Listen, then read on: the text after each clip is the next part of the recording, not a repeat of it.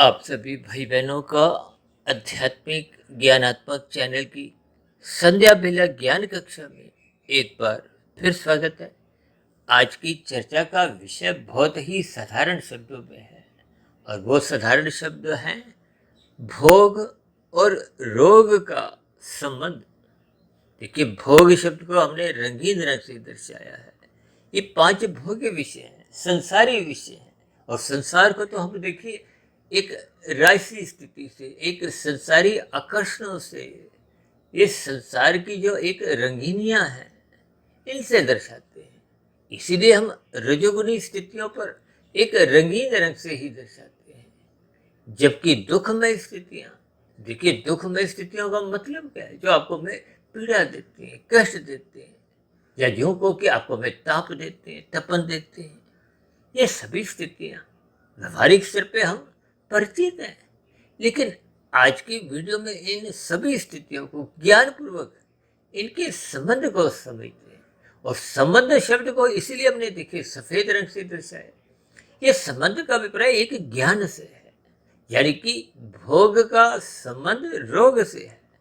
बिना भोग के एक रोगमय स्थितियां उत्पन्न नहीं होती।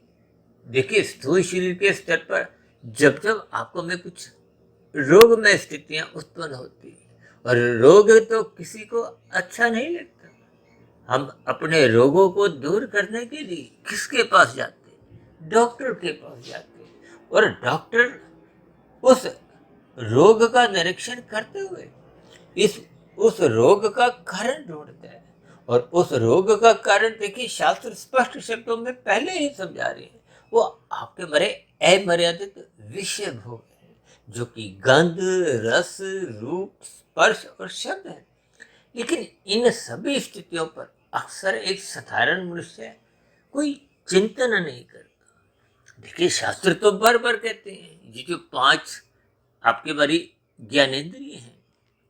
देखिए, गंध का सुख नाक भोगना चाहती है, रस का जीभा, रूप का आंख, स्पर्श का त्वचा और शब्द का कान। यानी कि नाक, जीभा, आंख, त्वचा, कान, ये 5 ज्ञानेंद्रियां सदा ही 5 विषयों का सुख भोगने के लिए एक ललायित रहती है। ये सभी स्थितियां आपके हमारे जीवन में निरंतर बनी रहती हैं। लेकिन शास्त्र कभी भी आपके हमारी आवश्यकताओं की पूर्ति के लिए जो हम प्रयास करते हैं, देखिए आपका हमारा स्थूल शरीर है, माता के गर्भ में भी उसका कुछ ना कुछ उसको पौष्टिक तत्व मिलते हैं माता के आहार द्वारा।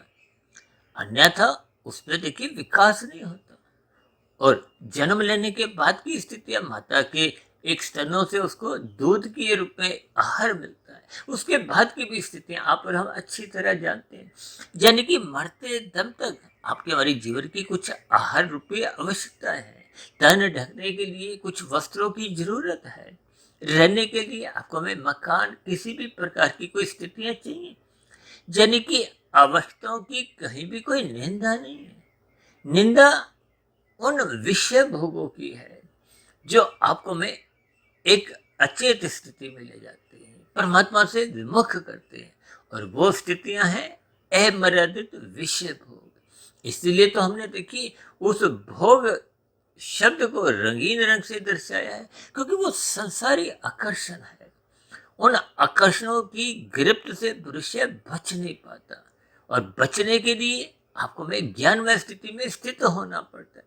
ये ज्ञानमय स्थिति ही एक नियंत्रण के रूप में है, जिसका स्वयं ज्ञान उपदेश प्रभु श्री कृष्ण जी ने गीता में अर्जुन के रथ के जो 5 घोड़ों की स्थितियां दर्शाई हैं। देखिए, आपका हमारा स्थूल शरीर माता के गर्भ में जो बनता है वो पृथ्वी, जल, अग्नि, वायु, आकाश 5 तत्वों का कहा गया। ये 5 स्थूल भूत है।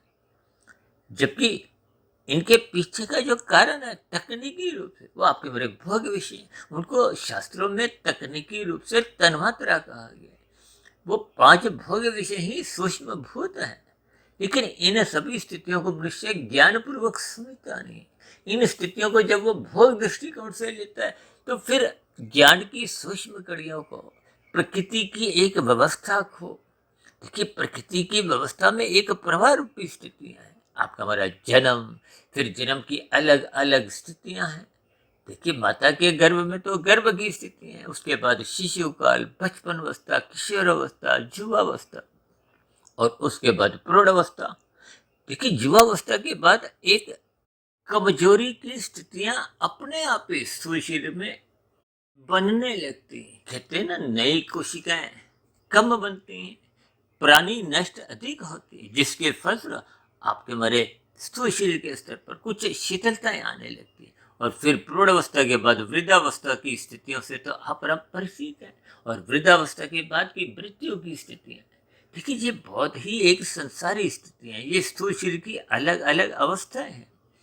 इन सभी स्थितियों को आपको विज्ञान पूर्वक समझना है। इसीलिए शास्त्रों में देखिए, सत्संग करने की एक विशेष स्थिति मनुष्यों के लिए आवश्यक कही गई है। जो मनुष्य सत्संग नहीं करता, देखिए ज्ञान के अभाव में ये जो संसारी आकर्षण है, देखिए जब हम ब्याह शादियों में खाना खाते हैं, आपका हमारा खाना कुछ अधिक मात्रा में हो जाता है। ये स्वाद स्वाद की स्थितियां क्या है? देखिए, जब मन विषयों में रस लेता है और रस लेते लेते बुद्धि भी उसके साथ सम्मिलित हो जाती है, जबकि मन के ऊपर देखिए एक बुद्धि तत्व है। इसलिए तो भगवान श्री कृष्ण जी ने उन घोड़ों की लगाम, जिसको मन कहा गया, अपने हाथ में रखी। अब परमात्मा तो देखिए सर्वज्ञ एक स्थिति के, आप और हम तो अल्पज्ञ हैं। इसीलिए तो कहा गया कि मन के ऊपर की स्थिति क्या है? बुद्धि की है। और बुद्धि में देखिए सही गलत की पहचान, निर्णय लेने की एक क्षमता है। इसीलिए कहते हैं कि सत्संग करो, और सत्संग आप ज्ञान पूर्वक बुद्धि के साथ करो, श्रद्धा पूर्वक करो। कभी कभी हम सत्संग करते हैं, आंखों द्वारा पढ़ते भी हैं, कानों द्वारा सुनते भी हैं, लेकिन मन बुद्धि संसारी विषयों में उलझे होते हैं। इस संसारी विषयों में उलझने का मतलब क्या है? कि आपकी हमारी रुचि, रुझान, चिंतन, और आजकल तो देखिए 24/7 की स्थितियां आपके हमारे घरों में जो प्रवेश कर चुकी है। सातों दिन, चौबीसों घंटे बस विषय भोगों का ही चिंतन होता है। उसी के लिए ही आपकी हमारी कर्मेंद्रियां भाग दौड़ करती हैं। उसी के लिए ही मनुष्य देखिए निषेध कर्म भी कर जाता है, कानून का भी उल्लंघन कर जाता है। तो फिर ये सभी स्थितियां देखिए, जब जब हम निषेध कार्य करते हैं, तो फिर ऐसी स्थितियों में देखिए निषेध कार्य कानूनी रूप में होते हैं, तो उसका आपको हमारा चालान कटता है, कहीं भी आपको हमें दंड मिलता है। और इसी तरह निषेध कर्म जब मनुष्य पाप रूपी कर्म करता है, तो उसका भविष्य में आपको हमें दुख रूपी परिस्थितियों से गुजरना होता है। ये नीचे की तो 80 लाख प्रकार की जोनियां, वो कष्टमय जोनी है। वो आपके बड़े मनुष्य योनि में किए गए अमर्यादित विषय भोग हैं, जिनको हमने देखिए शास्त्र विरुद्ध छीना जपटी है। देखिए, ये झूठ, छल, कपट, ठगी, हेरा फेरी, ये घोटालेबाजी की स्थितियां, ये सब निषेध स्थितियां हैं, जिनको कानून तो मना करते हैं, शास्त्र भी मना करते हैं। इसलिए इन सभी स्थितियों पर नजर बनाए रखनी होगी। इन भोग की स्थितियों को जो आपको में पीड़ा देते हैं। देखिए, आज स्थूल शरीर के स्तर पर जो अधिक से अधिक रोग बढ़ते जा रहे हैं जी, उच्च रक्तचाप का रोग है, मधुमेह का रोग है, हृदय का एक रोग है, और भी देखिए कितने ही रोग हैं, दमे का रोग है, ये हड्डियों के रोग हैं। ये सभी रोगों का कारण क्या है? कि मनुष्य खाता अधिक है, यानी कि रस पूर्वक इन 5 भोगों को अधिक संग करता है। ये 24/7 की स्थितियां यही दर्शाती हैं। और मनुष्य के जीवन में ये सुख सुविधा के साधन बढ़ते जा रहे हैं। देखिए, पहले लोगों के घरों में कोई वॉशिंग मशीन विकसित तो होती नहीं थी।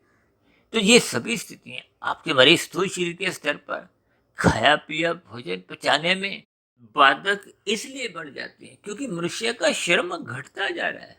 यूँ तो देखिए, आजकल कुछ ऐसी स्थितियां भी बन गई, मनुष्य अपने कर्तव्य कर्मों का तो पालन करता नहीं है, लेकिन कुछ विशेष प्रकार के शारीरिक व्यायाम करने के लिए विशेष प्रकार के स्थानों पे जाता है, वहां धन भी देता है, समय भी लगाता है। देखिए, इन सभी स्थितियों को आपको हमें ज्ञान पूर्वक समझना है। इसीलिए तो हमने देखिए भोग और रोग का संबंध, देखिए भोग को हमने रजोगुणी स्थिति से, विषय भोगों की स्थिति से, संसारी स्थिति से दर्शाया है, और रोग को हमने काले रंग से, यानी कि एक निंदक स्थितियों में। शास्त्र तो बार बार कहते हैं तुम गुण की निंदा करो। अब देखिए, जब हम डॉक्टर के पास जाते हैं तो इसका मतलब क्या है कि रोग किसी को भी अच्छा नहीं लगता, दुख किसी को भी अच्छा नहीं लगता, लेकिन उसके कारण पे मनुष्य विचार नहीं करता। क्यों नहीं विचार करता? क्योंकि विचार करना तो ये एक बुद्धि का काम है, और बुद्धि का अभिप्राय क्या है कि आपको में सतोगुण में रहना है, ज्ञान में स्थिति में रहना है, सत्संग करना है, गुरु के प्रवचनों को सुनना है, शास्त्रों को स्वाध्याय करना है, ब्रह्म मुहूर्त समय विशेष में जगना है। ये ज्ञान में स्थिति जब तक नहीं होती तो फिर आपको में भोग और रोग, यानी कि रोग का कारण, देखिए डॉक्टर तो बार बार कहते रहते सुबह जल्दी उठो। जल्दी उठने का मतलब क्या है? और शास्त्र तो बार बार कहते हैं ब्रह्म मुहूर्त का संग करो, और हम तो प्रतिदिन ही देखिए इस ब्रह्म मुहूर्त समय विशेष की एक महत्ता समझाते हैं कि रात को जल्दी सो जाओ, ब्रह्म मुहूर्त में उठ जाओ, क्योंकि वो सत्वगुण की एक शुद्धतम स्थिति है। जब सत्वगुण का मनुष्य संग करता है, ब्रह्म मुहूर्त में उठकर शास्त्रों को स्वाध्याय करता है, गुरु के प्रवचनों को सुनता है, तो फिर उसकी सात्विक स्थिति मजबूत होती है। उसको भोग और रोग का संबंध समझ में आ जाता है। देखिए ये तो क्षणिक स्थितियां हैं, ये अल्पकालिक स्थितियां हैं, यानी कि ये जो हम पांच विषय भोगों का सुख भोगते हैं, ये एक क्षणिक स्थितियां हैं, जबकि रोग तो एक बहुत लंबे समय तक आपको में पीड़ा देते हैं, मरते दमे तक आपको में कष्टमय स्थितियों में उलझाते हैं। इन सभी स्थितियों को आपको भाई ज्ञान पूर्वक समझना होगा। इसीलिए हमने देखिए संबंध शब्द को सफेद रंग से दर्शाया है, यानी कि आपको भाई ज्ञान में स्थितियों में ये कार्य कारण के संबंध को पहचानना होगा, यानी कि आपको भाई भोगों से एक उचित दूरी बनानी होगी। आपको भाई जीवन की अवस्थाओं के लिए आवश्यक पुरुषार्थ करना है, आवश्यक व्यायाम करना है, श्रद्धा पूर्वक सत्संग करना है। ये सभी स्थितियां आपके मरे ये जो भोग हैं इनको मर्यादित रखती है, जिसके फलस्वरूप आपका हमारा स्थूल शरीर भी स्वस्थ रहता है, मन बुद्धि के स्तर पर किसी भी प्रकार के कोई विकार उत्पन्न नहीं होते, जिसके फलस्वरूप कारण शरीर में भी कोई बुरी स्थितियां नहीं बनती, हम ज्ञान में स्थितियों में रहते हैं, और परमात्मा की सम्मुखता बने रहने से आपको हमें क्रमशः आनंद की झलकें भी मिलती है। यानी आपका हमारा मिला हुआ जीवन क्रमशः सफल होने लगता है, भौतिक स्तर पर भी, और आध्यात्मिक स्तर पर जिस सार्थक दिशा की ओर जाते हैं, आध्यात्मिक उन्नति की स्थितियां बनने लगती हैं, तो ऐसी सभी शुभ स्थितियां हम सभी भाई बहनों के जीवन में भी क्रमशः बनने लगी। इसलिए हम सभी भाई बहनों को इन ज्ञानमय स्थितियों में रहते हुए, यानी कि भोग और रोग की स्थिति, रोग से बचने के लिए आपको हमें अपने भोगों पर एक चिंतन करना होगा, इन पर एक नियंत्रण पाना होगा, और नियंत्रण पाने के लिए आपको में श्रद्धा पूर्वक सत्संग करना होगा। तो ऐसी सभी शुभ स्थितियां आपके हमारे जीवन में भी बनना आरंभ हो। इन्हीं शुभकामनाओं के साथ चर्चा विशेष का यहीं विश्राम देते हैं। कल सुबह फिर मिलते हैं ब्रह्म मुहूर्त ज्ञान उपदेश कक्षा में। तब तक आप अपने आध्यात्मिक मित्र सुधीर भाटिया फकीर को इजाजत दें। आप सभी भाई बहनों को बहुत बहुत शुभ रात्रि, और सुबह ब्रह्म मुहूर्त में उठने के लिए, इन सभी ज्ञानमय स्थितियों से जुड़ने के लिए मेरी ओर से बहुत बहुत शुभकामनाएं। फिर भी आज की चर्चा संबंधित कोई बात आपको समझ नहीं आई हो, कोई मेरी कही गई बातों पर आपको कोई आपत्ति हो, तो आपके प्रश्नों का, सुझावों का और शिकायतों का नीचे दिए गए कमेंट्स बॉक्स पर सदा ही स्वागत है। इस चर्चा विशेष को ध्यानपूर्वक सुनने के लिए आप सभी भाई बहनों का बहुत बहुत धन्यवाद।